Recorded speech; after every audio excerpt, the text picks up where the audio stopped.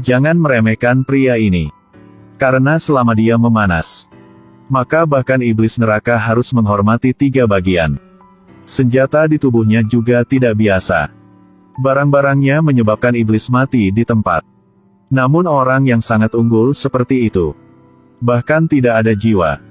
Pada tahun 1795, seorang ilmuwan gila menggunakan mayat untuk membuat seseorang. Karena tidak ada jiwa, sebut saja dia Harry ya. Tidak lama kemudian, ilmuwan itu meninggal.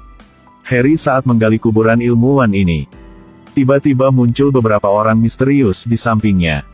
Gigi tajam sangat menakutkan. Salah satu dari mereka bahkan menunjukkan wajah iblis. Mereka ingin menangkap Harry pergi. Temukan metode untuk menghidupkan kembali orang mati pada badannya. Sebelum Harry bisa bereaksi, dia sudah ditekan ke tanah. Dalam situasi yang mendesak, dia menarik salibnya dan membenturkannya ke dada lawannya. Iblis berteriak dengan menyedihkan. Langsung meleleh menjadi asap. Jiwa juga berubah menjadi bola api, menghilang di kegelapan malam. Dan adegan ini, secara kebetulan terlihat oleh 2 penjaga patung batu tidak jauh dari sana. Harry sekarang masih bukan lawan iblis. Cepat dipukul hingga pingsan oleh mereka. Ketika dia ditangkap pergi, tiba-tiba sepasang cakar raksasa muncul. Iblis dibunuh oleh cakar itu. Melihat situasinya tidak beres, iblis lainnya segera melarikan diri. Hasilnya masih belum berjalan 2 langkah. Dikejar untuk dibunuh oleh patung batu. Setelah bahaya dihilangkan, mereka berubah menjadi bentuk manusia. Menemukan bahwa Harry belum mati, keduanya segera membawanya kembali. Mereka juga menemukan buku catatan di badan Harry. Di atas tercatat seluruh proses penciptaan Harry. Ratu melihat Harry, menemukan dia tidak punya jiwa, tapi bukan orang jahat. Sang ratu berkata kepada Harry, mereka adalah orang-orang dari ras dewa. Arti keberadaan mereka adalah untuk melindungi umat manusia. Begitu iblis ditemukan, mereka tidak akan menyesali apapun dan melawan balik. Demi keamanan, Ratu menyarankan Harry untuk tinggal di istana para dewa. Tapi Harry menolak, karena dia suka kebebasan. Bahkan di ujung bumi, iblis selalu mengejarnya tanpa menyerah. Akhirnya, dia benci kehidupan yang berulang ini. Jadi dia mulai mengambil inisiatif untuk berburu iblis. Pada saat yang sama, kekuatan bertarung juga menjadi lebih kuat. Setelah 200 tahun, Harry kembali ke kota. Dia memutuskan untuk melenyapkan pemimpin iblis. Malam itu, dia menangkap iblis. Baru saja akan memaksa bertanya di mana pemimpin musuh berada. Seorang polisi muncul untuk menghentikannya. Iblis mengambil kesempatan untuk melarikan diri.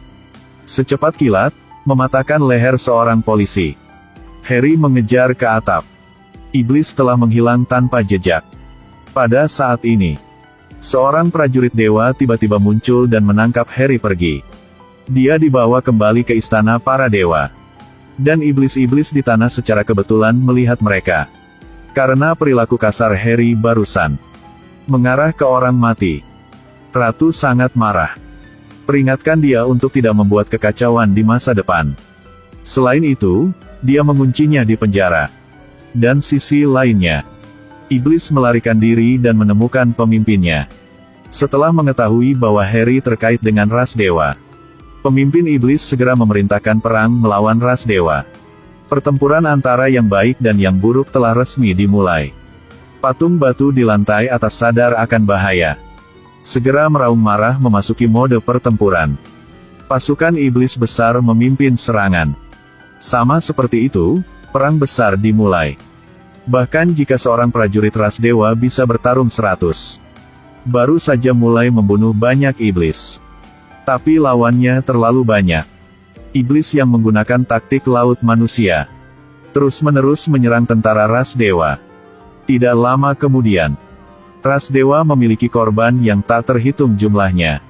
Sebuah cahaya muncul di langit, mewakili kehidupan ras dewa yang menghilang.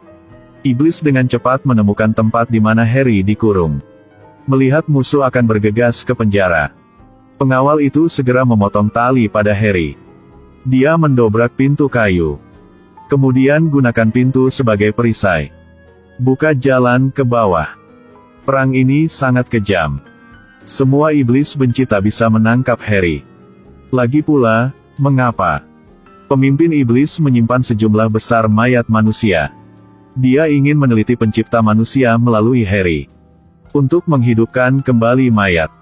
Jadi mungkin ada pasukan orang telah meninggal yang perkasa. Saat itu dia bisa menguasai seluruh dunia ini. Tetapi di bawah serangan balik ras dewa, iblis terakhir dipukuli sampai berkeping-keping. Para prajurit yang menang bergegas maju. Tidak tahu bahwa ini adalah rencana iblis. Tidak ada satupun penjaga di samping ratu sekarang. Iblis mengambil kesempatan untuk masuk. Sang ratu ditekan ke tanah tanpa cara untuk melawan. Tunggu para pejuang kembali. Dia baru tahu dia terjebak dalam konspirasi. Iblis yang ditangkap memberitahu mereka, jika ingin menyelamatkan ratu, harus menggunakan Harry untuk mengubahnya. Tapi dia baru saja melarikan diri dari istana. Jadi mereka ingat buku catatannya. Karena di atas adalah cara menghidupkan kembali Harry. Mereka pergi ke tempat yang ditunjuk iblis. Gunakan buku untuk mengubah ratu mereka. Semua orang tidak tahu. Harry juga menyelinap datang. Dia ingin mengambil kembali buku itu. Ditarik kembali oleh iblis lagi. Setelah berurusan dengan kelompok ini, dia mengejar datang. Dan berhasil menyusup ke markas bawah tanah iblis. Melihat mayat yang tak terhitung, jumlahnya menunggu untuk dihidupkan kembali. Harry mengerti semuanya. Setelah beberapa saat mencari, akhirnya menemukan buku catatan itu. Dia langsung memecahkan jendela untuk masuk. Ilmuwan Laurel tercengang. Dia gemetar dan menyerahkan buku catatan itu kepada Harry. Tiba-tiba, sebuah tim iblis menyerbu masuk. Pemimpin itu banyak berkata kepada Harry, "Semoga bisa bergabung dan kuasai dunia bersama." Harry bahkan tidak memikirkannya dan langsung melompat keluar jendela. Tunggu sampai Laurel pulang kerja. Harry mencarinya. Peringatkan dia untuk tidak boleh bekerja untuk iblis. Tapi Laurel tidak percaya. Bosnya adalah pemimpin iblis. Sampai mereka bertemu iblis. Pertempuran sengit tidak bisa dihindari. Kali ini lawannya bukan iblis biasa. Melawannya yang sangat gesit. Harry tidak cukup untuk menjadi lawannya. Segera dipukul dan jatuh ke lantai. Segera jatuh dan berubah menjadi tumpukan darah. Buku di tubuhnya juga diambil. Tidak ada nilai guna lagi. Iblis memutuskan untuk membunuhnya. Pada saat ini, Laurel berlari untuk menghentikan iblis. Harry mengambil kesempatan untuk mengeluarkan senjata rahasianya. Saat iblis bergerak, Harry mengambil kesempatan itu. Beri dia pukulan. Jiwa iblis berubah menjadi bola api. Laurel di saat-saat terakhir curi buku dari tangan iblis. Setelah ini, Laurel juga tahu konspirasi iblis. Dia segera memanggil rekannya yang tidak mengetahuinya. Katakan padanya untuk meninggalkan laboratorium dengan cepat. Awalnya berniat bertemu. Beritahu rekannya semuanya. Tapi tak disangka, iblis telah segera mengepung di mana-mana. Tapi dewa di sini. Setelah mengetahui rencana iblis, sang ratu segera memanggil semua prajurit datang. Bersiap untuk perang besar. Sementara itu, pemimpin iblis yang mengancam Laurel menyelesaikan eksperimen. Tapi Laurel lebih baik mati daripada melakukannya. Pemimpin tanpa ragu membunuh rekannya. Tidak ada jalan lain. Laurel hanya bisa mengikuti catatan. Mulai melakukan kebangkitan pada rekan. Tapi dia tidak tahu.